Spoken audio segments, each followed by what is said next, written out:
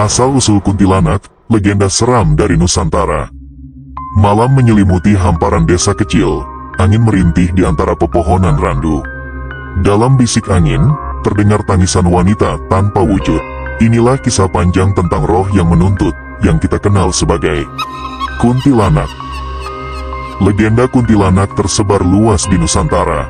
Di banyak cerita rakyat, kuntilanak dipercayai sebagai roh wanita yang meninggal dalam keadaan tragis, seringkali saat hamil atau melahirkan, dan tidak sempat menggendong anaknya ke dunia.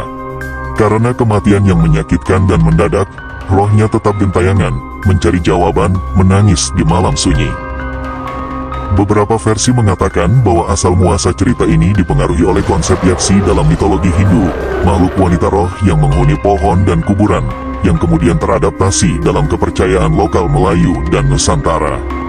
Dalam kajian antropolog modern, narasi kuntilanak juga dihubungkan dengan cara masyarakat menggambarkan rasa takut terhadap kematian, kehilangan anak, dan keabnormalan kematian perempuan.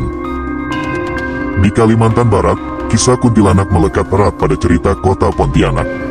Konon sebelum kota itu terbentuk, wilayahnya adalah rawa dan hutan lebat. Ketika Sultan Syarif Abdurrahman Al-Qadri akan mendirikan ibu kota di pertemuan Sungai Kapuas dan Landak, penduduk dan pekerja konstruksi sering diganggu oleh suara tangisan dan kemunculan sosok wanita di pepohonan tinggi. Dalam keputusasaan, konon sang sultan meletuskan meriam untuk mengusir roh jahat tersebut. Seketika suara itu pecah, makhluk gaib itu lenyap. Setelah itu, kota pun mulai dibangun. Nama, Pontianak, dipercaya sebagian orang berasal dari perempuan mati beranak. Versi lain menyebut Pontianak dari pohon tinggi, Poti, sebagai metafora pepohonan besar tempat roh itu dahulu bertengger.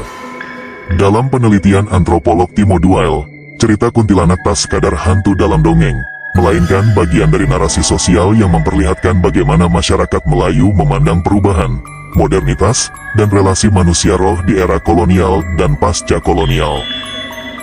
Ketika malam menjelang, digambarkan kuntilanak muncul sebagai wanita berpakaian putih, rambut panjang hitam menutupi wajahnya. Ia sering ditemui di pohon randu, batu, atau sudut gelap desa. Suara tangisan bayi, tawa senja, atau bisikan lirih menjadi pertanda kehadirannya. Ciri khas lainnya, aroma bunga khas, kadang melati atau plumeria, atau bau busuk sesaat setelahnya. Beberapa cerita menyebut bahwa jika tangisnya pelan, ia sangat dekat, jika keras, berarti ia jauh. Dan anehnya, pakaian yang dijemur kadang dianggap menarik perhatiannya, jadi masyarakat dulu tak berani menjemur pakaian terlalu malam. Untuk mengusirnya, mitos kuno menyebut, memasukkan paku ke tengkuk belakang, melafalkan ayat suci, atau memanfaatkan keturunan syarif dianggap bisa bertindak sebagai pengusir roh tersebut. Diceritakan di sebuah desa di tepi hutan, seorang janda muda bernama Sari tinggal bersama anaknya. Suatu malam, ketika Sari terdengar tangisan bayi di luar rumahnya, ia dihadapkan pada sosok wanita rambut panjang di ujung jendela. Terkejut, Sari lari dan memanggil ulama.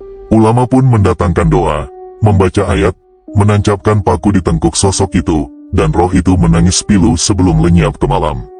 Setelah kejadian itu, desa tersebut mulai menghargai ritual malam, tidak menjemur kain malam hari, menjaga anak, dan menghindari daerah gelap sendirian.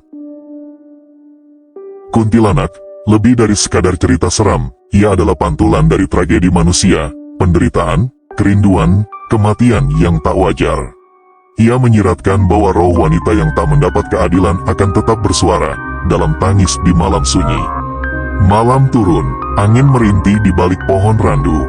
Bila kau dengar tangisan halus, bisa jadi roh itu belum pergi. Apakah kau siap mendengar bisiknya?